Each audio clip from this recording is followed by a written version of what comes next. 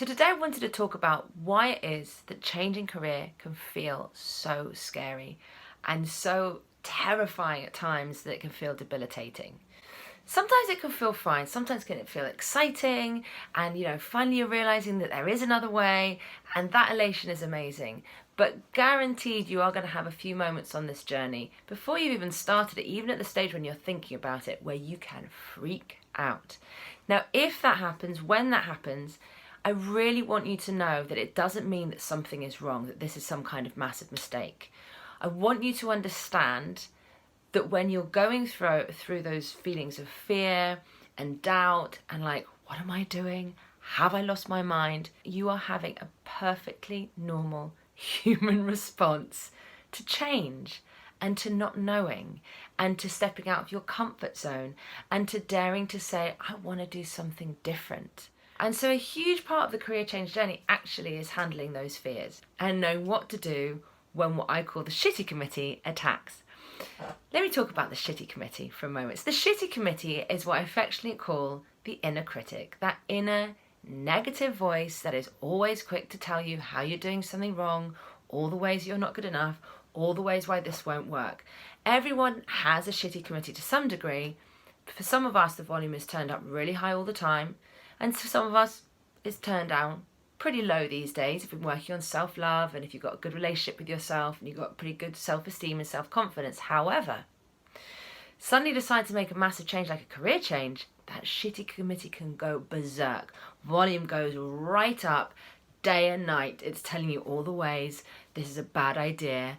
Don't do it. Stick with what you know. People will laugh at you. What will people say? Who do you think you are to be going and thinking you could do this or that? And particularly as we start getting close to realizing what it is that we want to do, or at the stage where we go, right, I'm going to go for this, I'm going to commit to this, and I'm going to invest time and energy and possibly even money into starting to make this dream real. I'm going to tell people about it. I'm going to put it out there.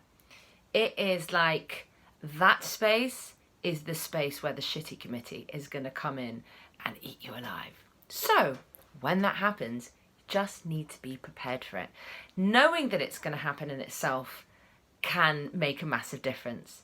When it does, just remember, yeah, I remember that video about Selena saying that this was going to happen. Take a deep breath. Don't take action when the shitty committee is in town.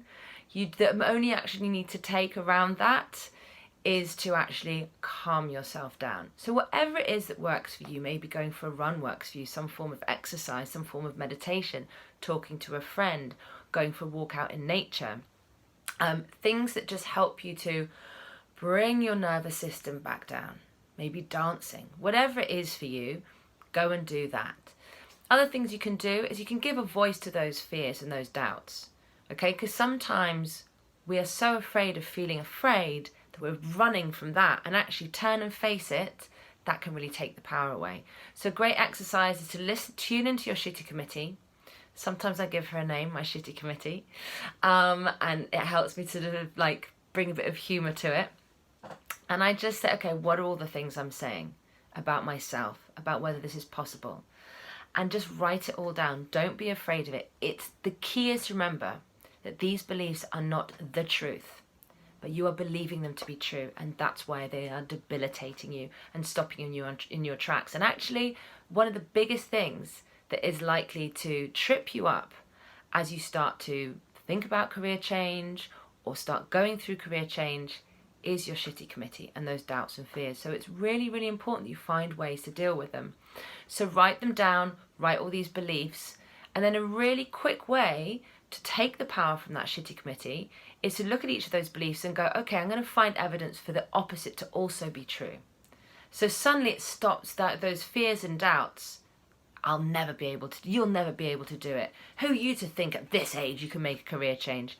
If that's an example, find someone at your age who made a successful career change. Just one person will do. You've already now got evidence that what your shitty committee is saying isn't absolutely true. And so it immediately starts to take the power away. Now, if you are totally debilitated by your fears and your anxiety going through this, then it could be a good idea to go and see someone who can help you manage that. CBT is a great therapy. You can get that on the NHS if you're in the UK. EFT tapping is brilliant for handling anxiety and fear. I'll put all this in the notes below the video. There's all sorts of ways that you can manage and get help with managing anxiety and fear and lack of confidence. So it's really important that, number one, you recognise that these fears and these doubts are a totally normal part of this journey. Don't want to freak you out. You're not going to feel like this the whole time. It's also an incredibly liberating and exciting journey. It's a roller coaster ride. But number two, if it's really debilitating and really holding you back, go and get help.